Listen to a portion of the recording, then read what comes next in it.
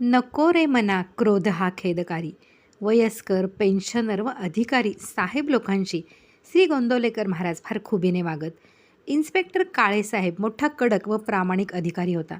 त्याने श्री महाराजांना व इतर 4 साहेबांना एकदा जेवायला बोलवले.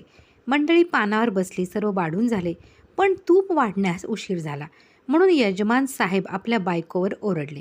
श्री महाराजांच्या सकट सर्व मंडळी आनंदाने पानावर बसली असता यजमान एकदम संतापला. हे पाहून सर्वांचा विरस झाला.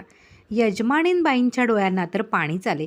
परंतु त्याचवेळी श्री महाराजांनी त्यांच्याकडे इतके अर्थपूर्ण व सहेतुक बघितले की दोघांची दृष्टादृष्ट होताच यजमानांना आपली चूक समजली आणि त्यांच्या डोळ्यांना टचकन पाणी आले.